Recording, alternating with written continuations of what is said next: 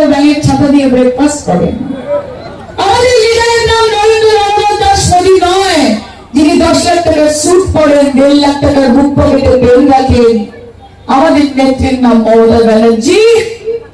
हवाई चप्पल सफेद साड़ी बंगाल की नारी पूरे बीजेपी पर। এবং মমতা ব্যানার্জি বলেছেন যে জয়শালী ये দেখাবো এইসব এলাকার মানুষের সঙ্গে, আসামের মানুষের সঙ্গে, সোনাইয়ের মানুষের সঙ্গে, আর তাদেরকে আশ্বাস দিয়ে আসো যে তৃণমূল কংগ্রেসের প্রার্থীকে ভোট দিলে সোনাইকে সোনার টুকরো দিয়ে উড়িয়ে দেবেন মমতা।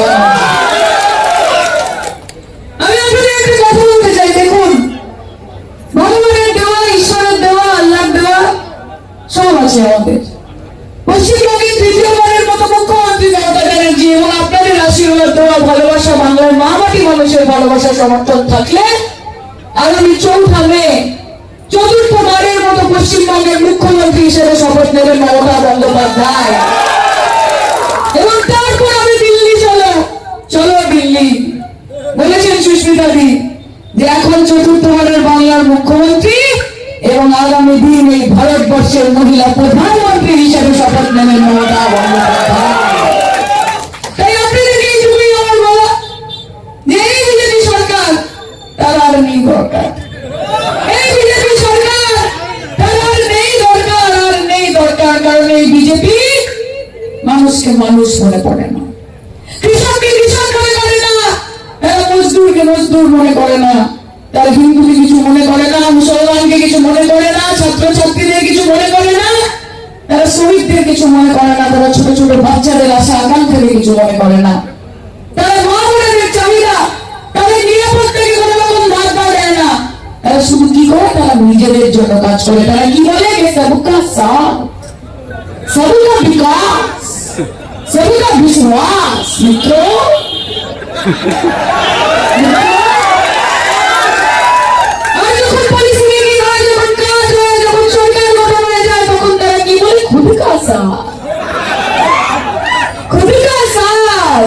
अमीरों का विकास, गरीबों का विनाश और पूरे देश और भारत के गणतंत्र का सर्वनाश, এটাই হচ্ছে ভারতীয় জনতা পার্টি। বিজেপি মানে কি? ভারত জ্বালাও পার্টি। বিজেপি মানে কি? ভারতীয় জুমলা পার্টি।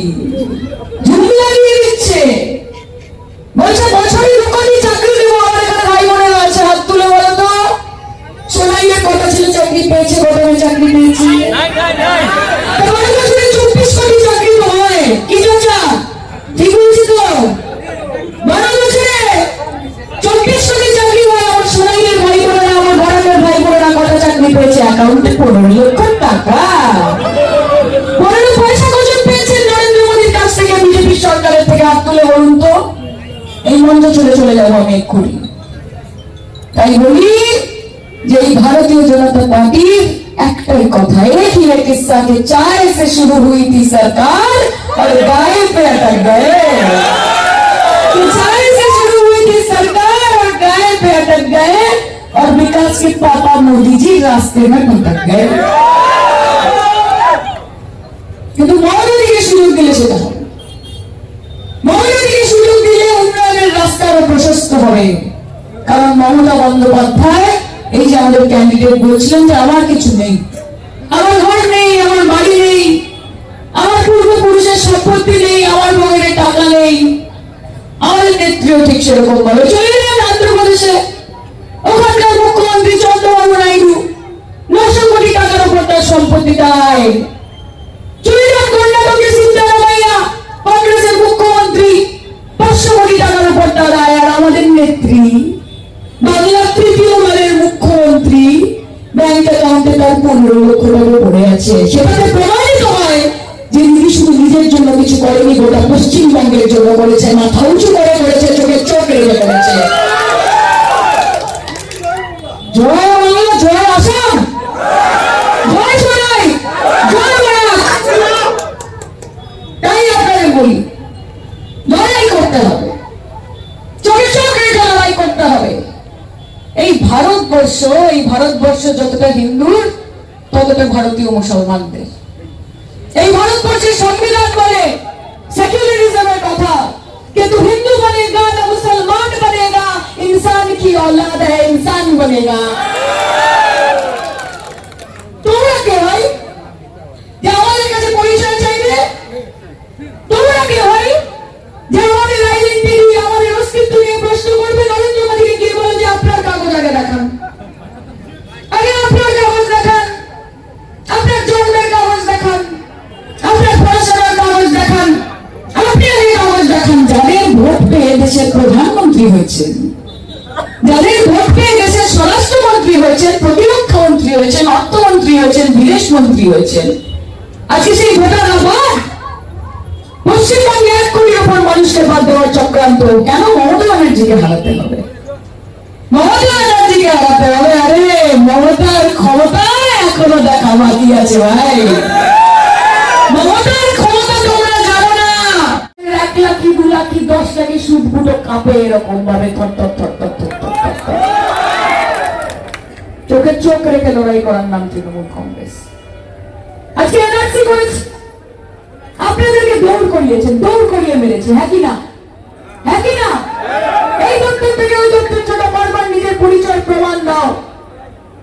এনআরসিতে বাদ দিয়েছে 19 লক্ষ মানুষ, তার মধ্যে 11 লক্ষ হিন্দু, তার মধ্যে 11 লক্ষ হিন্দু।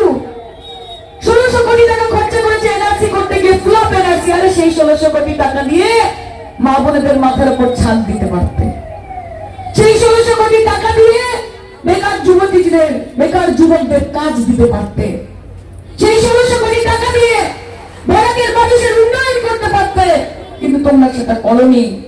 গায়ের জোর দেখাতে হবে, ক্ষমতা দেখাতে হবে, মুসলমান মুক্ত ভারত বলতে হবে, নিজেকে প্রমাণ করার জন্য যে তুমি শক্তিশালী। মাথায় রাখবেন যে আজ जो साहिब मसनद है वो कल नहीं होंगे, कि आज जो साहिब मसनद है वो कल नहीं होंगे।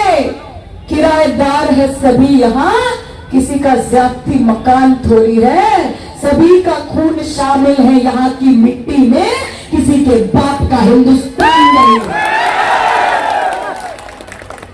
কারণ বাবার ভারতবর্ষ না। বাংলা এসআইআর করেছে, এরপর আসামে এসআইআর করবে, আবার কাগজ দেখাও। এনআরসি দিয়ে হচ্ছে না, এবার এসআইআর করবে, কোটি কোটি মানুষ বাদ দেবে। আর যখন জিজ্ঞেস করতে যাবে কেন, তখন বলি হিন্দু খতরে মে হ্যায়, হিন্দু খতরে মে হ্যায়। দেশের প্রধানমন্ত্রী হিন্দু, স্বরাষ্ট্রমন্ত্রী হিন্দু, প্রতিরক্ষা মন্ত্রী হিন্দু, অর্থমন্ত্রী হিন্দু, বিদেশ মন্ত্রী হিন্দু, তাও হিন্দু খতরে মে। কালকে রিজাইন দেন আপনারা। আপনারা থাকতেও যদি হিন্দু খতরে দেয়, 303-এর উপর আপনাদের হিন্দু রয়েছে এমপি, তাই তো 2000-এর উপর এমএলএ রয়েছে হিন্দু, তাও যদি হিন্দু খতরে মে হয়, তাহলে আপনাদের রিজাইন দেওয়া উচিত। আসল কথা কি জানেন? हिंदू खतरे में नहीं है, बीजेपी की सरकार खतरे में है। बीजेपी की सरकार खतरे में है। তাই ডিভাইড এন্ড রুল পলিসি ভাগ করে দাও, বিভাজন করে দাও। হিন্দু মুসলমান শাসন, কবরিস্তান, ইন্ডিয়া পাকিস্তান, এই ছাড়া বিজেপির মুখে কোনো কথা নেই। উন্নয়নের কথা নেই, কথা স্কুল হলো কথা নেই, কথা কলেজ হলো বলতে পারবে না, কথা হাসপাতাল হলো বলতে পারবে না, কত কোটি বেকার ছেলেদের কাজ পেল বলতে পারবে না, শিক্ষা নিয়ে কথা বলতে পারবে না, স্বাস্থ্য নিয়ে কথা বলতে পারবে না। শুধু হিন্দু মুসলমান শাসন, কবরিস্তান, ইন্ডিয়া পাকিস্তান। এইসব করে কতদিন চলবে? মানুষ খাচ্ছে না, মানুষ কাজ চাইছে। তাই ধর্মের রাজনীতি করবেন না, কর্মের রাজনীতি করুন। জাতের রাজনীতি করবেন না, ভোটের রাজনীতি করুন। আর যদি না করতে পারেন, তাহলে মমতা ব্যানার্জির কাছে গিয়ে শিখুন যে মমতা ব্যানার্জি কিভাবে মানুষের উন্নয়ন করেছে। যে স্কুলে আপনারা ক্লাস 6, 7, 8-এ পড়েন, বিগত 40 বছর ধরে সেই স্কুলের হেডমিস্ট্রেসের নাম মমতা ব্যানার্জি। তাকে রাজনীতি শেখাতে আসবেন না। আর আপনাদের থেকে অনেক বড় হিন্দু মমতা ব্যানার্জি। আমার এখানে হিন্দু ভাই বোনেরাও আছে, তাদেরকে বলবো বিজেপির ন্যারেটিভে গা বসিয়ে দেবেন না। আপনাদের থেকে অনেক বড় হিন্দু মমতা ব্যানার্জি। দীঘায় জগন্নাথ মন্দির করেছে, পুরী থেকে জগন্নাথ দেবকে দীঘায় নিয়ে এসেছেন কোটি কোটি দর্শনার্থী, এবং সেই দীঘার জগন্নাথ দেব হিন্দু মুসলমানের মধ্যে পার্থক্য করে না। আজকে মমতা ব্যানার্জির রাজত্ব চলাকালীন বিগত 15 বছরে আপনারা সকলে শুনেছেন বলেছেন কলকাতায় সব থেকে বড় দুর্গাপুজো হয় কি হয় না? ইউনেস্কো হেরিটেজ গ্লোবাল রেকগনিশন শুধু দেশে নয় বিশ্বের দরবারে নাম পৌঁছেছে বাংলার দুর্গাপুজো কে করেছে? মমতা ব্যানার্জি। নিজের বাড়ির কালী পুজোয়, নিজের বাড়ির শ্যামা পুজোয় নির্জলা উপোস করেন মমতা ব্যানার্জি, আর তুমি শেখাবে মমতা ব্যানার্জিকে হিন্দুত্ব? কিন্তু আমরা মমতা ব্যানার্জির শিক্ষায় শিক্ষিত, আমরা তার দীক্ষায় দীক্ষিত, আমরা সকল ধর্মের, সকল জাতের, সকল বর্ণের মানুষকে সম্মান করি। আমরা মনে করি कि धरती को तुमने बांट दिए, चांद सितारों का क्या होगा? तो धरती को तुमने बांट दिए, चांद सितारों का क्या होगा? नदियों के कुछ कुछ नाम रखे, बहती धारों का क्या होगा? तो बहती गंगा भी पानी है, आबे जमजम भी पानी है। कि बहती गंगा भी पानी है, आबे जमजम भी पानी है। पंडित पिए, मुल्ला पिए, पानी का मजहब क्या होगा?